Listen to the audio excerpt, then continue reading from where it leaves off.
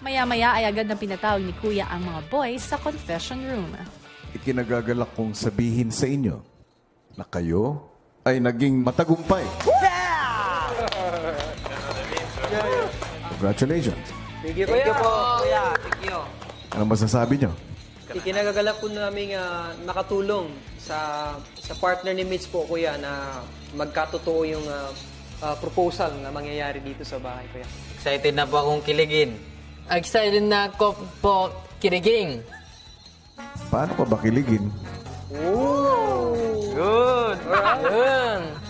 Ngayon, boys, dahil nagtagumpay kayo, kayo mismo ang magsasabi kay Dudes ng magandang balita at siya ngayon ay naghihintay. Oh! Hi! Yum yum! Mark! Hello po, Kuya. We have great news. We completed the task. Yeah. It's a success. It's a success. You Can propose. can propose. Right. Talaga, thank you. Salamat. Salamat. Super excited kami. Salamat. Super excited kami. Thank you. Dudes, Yes, Kuya. pinapahintulutan na kita na makapag-propose. Pero, Dudes, Po, Kuya. may karagdagan akong hamon para sa'yo. Kailangan mong mag-propose habang ikaw ay isang mumu.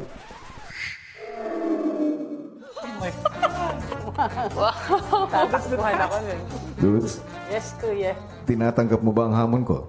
Okay, Kuya. Planuhin ninyo kung paano gagawin yung proposal.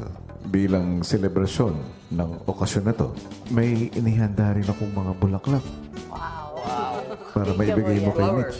Siguro we can somehow get all the girls and maybe even us to dress up well because she's gonna want to look good on the day she gets proposed to. Maybe we should extend the kilig moments. Something about food, so maybe we Yeah.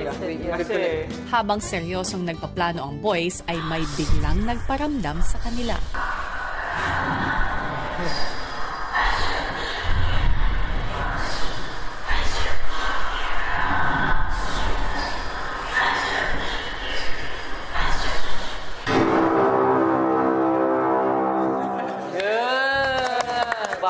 we have two things na naisip. Naisip na idea kung paano. There's gonna be a party tonight. We will let the girls dress up as well as we. And then we will Going meet at the out. garden. We should go wait sa garden.